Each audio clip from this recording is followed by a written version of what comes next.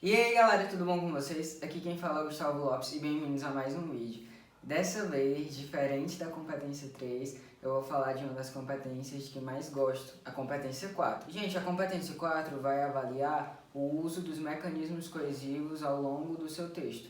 Quer dizer, vai avaliar a sua coesão textual, se você está colocando aqueles nexos, aquelas palavras, aquelas conjunções de maneira correta, com o uso adequado ao longo do seu texto, tá bom? Coesão textual para a redação do Enem, basicamente a gente divide em coesão referencial, que é aquela por meio de sinônimos, hipônimos, hiperônimos, palavras ou expressões adverbiais para se referir a outra palavra, a determinada expressão, e a coesão sequencial, que é aquela que vai dar progressão ao seu texto por meio dos operadores argumentativos, progressão às suas ideias por meio dos operadores argumentativos. A gente divide em coesão intraparágrafos, que é aquela que ocorre dentro de cada parágrafo de sua redação, e interparágrafos, que é aquela que ocorre entre os parágrafos, que é aquela palavra, aquela conjunção, aquele nexo que você usa para iniciar um parágrafo. E hoje eu vou mostrar para vocês a coesão sequencial e o uso de operadores argumentativos, que são aquelas palavras ou conjunções que nós usamos para retomar uma ideia geral, para iniciar uma nova argumentação com base no que foi dito anteriormente ou não. Então bora lá, pessoal. Coesão sequencial interparágrafo. O uso de operadores argumentativos, que foi aquilo que eu expliquei para vocês. Gente, em se tratando de Enem, você vai ter que usar operadores argumentativos para iniciar o seu parágrafo, pelo menos em 2 momentos. Eu vou deixar aqui como OA, para vocês entenderem que eu estou me referindo aos operadores argumentativos. Em 2 momentos do seu texto, você é obrigado a usar os operadores argumentativos para atingir a nota máxima na competência 4, tá bom? Então, Gustavo, onde é que eu vou usar necessariamente esses operadores argumentativos? Pessoal, o primeiro parágrafo é de introdução, como eu mostrei para vocês no vídeo sobre estrutura da redação. Então, não tem como você começar com um operador argumentativo que dê a ideia de progressão textual, né? De coesão sequencial. No segundo parágrafo, é o primeiro parágrafo de desenvolvimento, que é onde você vai iniciar o desenvolvimento de suas ideias, tá bom? A convencer o seu leitor. Nesse segundo parágrafo, você não é obrigado a utilizar um operador argumentativo, tá bom? Eu vou mostrar para vocês que o ideal é que vocês utilizem um operador argumentativo no terceiro parágrafo e no quarto parágrafo. Isso eu tô falando interparágrafos, tá bom? Não misturem as coisas, interparágrafos.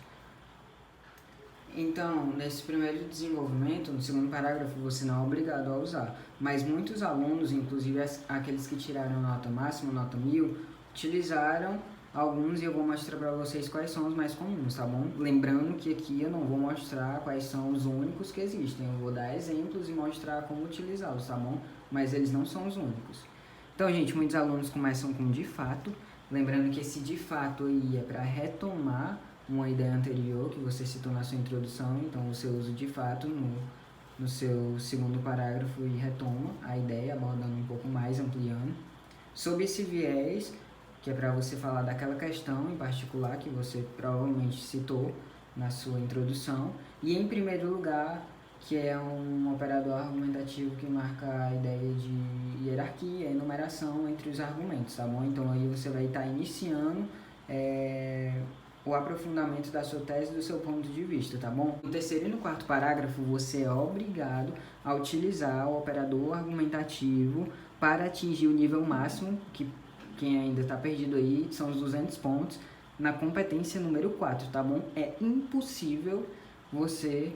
Quer dizer, eu não vou dizer que é impossível por causa que no Enem, né, pode acontecer. Mas, gente, para você garantir realmente a sua nota máxima na competência 4, é necessário que você faça a utilização desses 2 mecanismos coesivos, no terceiro parágrafo e no quarto parágrafo, que é o parágrafo de conclusão, tá bom? Eu vou mostrar para vocês quais são os tipos de operadores argumentativos mais usados, que eu li em muitas redações nota 1000, e vou mostrar para vocês como utilizá-los. Então, gente, dentro dos operadores argumentativos, existem aqueles que dão a ideia de adição, que com certeza vocês conhecem, que é o além disso, o ademais, o outro sim, que você vai estar acrescentando uma nova informação, geralmente relacionada com o anterior. ademais, entre outros, tá bom? Existem os operadores argumentativos que dão a ideia de oposição, de contraste, quer dizer, algo contrário à ideia anterior. E quando você deseja fazer isso, você utiliza geralmente o no entanto, o todavia, o contudo, o porém. São todos, Gustavo? Não, eu só estou dando alguns exemplos, tá bom? Existem ainda os operadores argumentativos que você pode usar que dão a ideia de consequência. Eu estou falando, mais uma vez, de coesão sequencial interparágrafos, tá bom? E aqui no de consequência você pode usar o consequentemente. Você pode usar em decorrência disso, em consequência disso. Em virtude disso. Então, consequentemente, tem o por conseguinte, também funciona aqui.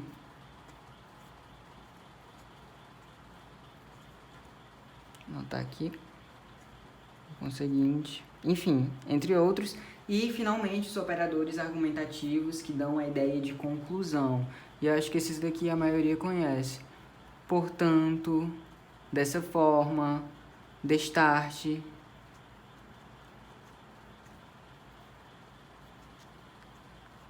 Então, galera, esses daqui são os principais tipos de operadores argumentativos encontrados nas redações, nas principais redações, nota 1000, né? E que são utilizados no terceiro e no quarto parágrafo, tá bom? Entendido isso, eu vou mostrar para vocês como utilizar de maneira adequada esses operadores argumentativos. Por que, Gustavo? Porque se você por acaso utilizar algum deles de uma maneira inadequada, ou seja, se você colocar no lugar de colocar um operador argumentativo de adição, você coloca de oposição. Ou então vai colocar um de oposição e coloca um de consequência. O seu corretor com certeza vai perceber e você não pode mais atingir a nota máxima na competência 5. Porque não pode haver nenhuma inadequação em relação ao uso de operadores argumentativos, tá bom? Então, galera, qual operador eu vou colocar no terceiro parágrafo, no meu segundo parágrafo de desenvolvimento? Isso vai depender, galera, do que você abordou no seu primeiro parágrafo de desenvolvimento, que é o seu segundo parágrafo. Então, presta atenção que varia. Aqui eu separei os principais modelos que os alunos mais utilizam em suas redações, tá bom? Não são todos, novamente, eu estou dando exemplos, tá bom? Então, pessoal, se no seu primeiro parágrafo de desenvolvimento você quis citar um problema, por exemplo, o tema é o combate à IST, eu adoro falar desse tema, meu Deus. O tema é o combate à IST e você falou que um dos desafios para o combate à IST no Brasil é a falta de campanhas eficazes e a pouca mudança de mentalidade social em relação ao sexo seguro.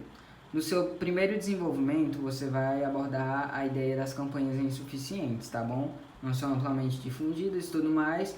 E aí, no seu segundo desenvolvimento, que é o seu terceiro parágrafo, você quer acrescentar outra ideia, outro problema, que no caso é a falta de conscientização, de orientação da sociedade. Então, para você dar início a esse parágrafo, é necessário que você faça a utilização de um operador argumentativo que dê a ideia de adição. Por que, Gustavo? Porque você já citou um problema, já falou das causas, das consequências dele, porque ele é um problema e agora você vai falar da outra questão. Já que você vai falar de outra questão, então você vai fazer uma adição ali. E o que é que eu vou usar? Ademais, além disso, aqueles que eu mostrei pra vocês, outro sim, igualmente, essas coisas, tá bom? Ou então ressalta-se ainda para acrescentar um novo argumento sobre um novo problema. Massa? Se por acaso o seu tema sugerir algo bom e você quiser fazer uma argumentação por contraste, como assim? No seu primeiro parágrafo você fala de aspectos positivos em relação à proposta temática como um todo, no seu segundo parágrafo de desenvolvimento você vai ter necessariamente que você vai ter que colocar necessariamente uma problemática, porque novamente o Enem exige de você uma situação problema. Então vamos supor que o tema seja a valorização dos povos indígenas no Brasil. E aí no seu primeiro parágrafo você fala que... Nossa, cebolinha agora. No seu primeiro parágrafo você fala que existem mecanismos que ajudam a defender os povos indígenas e tarará, tarará, começa a falar dos pontos relevantes. No seu segundo parágrafo, você vai falar problemáticas, por que eles não são valorizados como deveriam, etc. E para fazer essa conexão entre os parágrafos, você vai ter que usar necessariamente um operador argumentativo que dê a ideia de oposição. Por quê? Porque você está falando de pontos relevantes e agora você vai tacar o pau, vai falar de problemas. Já que você vem do ponto positivo e vai para o negativo, você vai fazer um contraste de ideias, uma oposição de ideias. Portanto, você deve iniciar o seu parágrafo com o operador argumentativo. Todavia, no entanto, entretanto, contudo, em contrapartida, essas coisas, tá bom? Que dê a ideia de contraste de oposição. Ainda existe uma outra opção de abordagem de colocar os argumentos nos desenvolvimentos, que é, no seu primeiro parágrafo você fala de causas e no seu segundo parágrafo de desenvolvimento você fala sobre consequências. E aí, Gustavo, vamos supor aqui um tema, os riscos da gravidez na adolescência. E aí você decide argumentar através do modelo causa-consequência, sendo o seu desenvolvimento 1, o segundo parágrafo, as causas, e o seu terceiro parágrafo, que é o desenvolvimento 2, as consequências. Então você começa a falar as causas da gravidez na adolescência, porque ocorre e tudo mais, e no seu outro parágrafo você vai começar a falar dos riscos, dos efeitos daquilo. Gustavo, como eu inicio o meu terceiro parágrafo? Com que operador? Com o operador argumentativo que dê a ideia de consequência, que passe a ideia de consequência, tá bom? Consequentemente, por conseguinte, em virtude disso. Tá entendendo? Todos esses operadores argumentativos que dão a ideia de consequência. No quarto parágrafo, gente, o quarto parágrafo é conclusivo. Então aqui não tem muito não tem muita história não. Você é obrigado a utilizar operadores argumentativos que marquem a ideia de conclusão, que deem uma ideia conclusiva. Portanto, dessa forma, destarte, diante disso, dessa maneira, posto isso, por isso, logo, todos esses operadores argumentativos que eu mostrei para vocês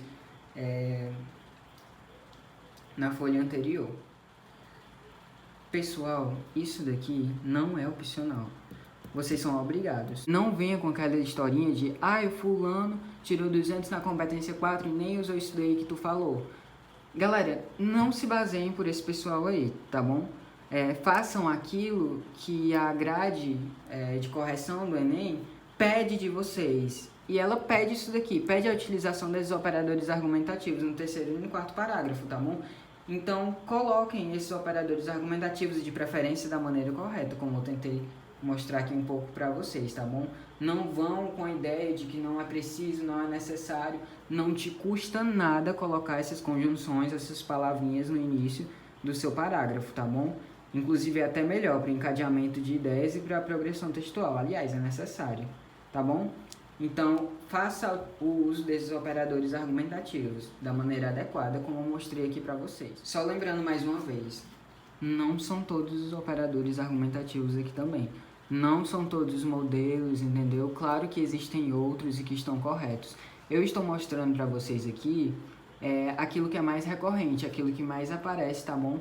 Nas redações e de que maneira eu posso usá-los corretamente. Existem inúmeras outras conjunções com o mesmo sentido, inúmeras outras palavras denotativas de conclusão, de consequência, de seja o que for, que também podem iniciar o seu parágrafo, tá bom? O que eu estou querendo passar para vocês é a necessidade do uso dos operadores argumentativos.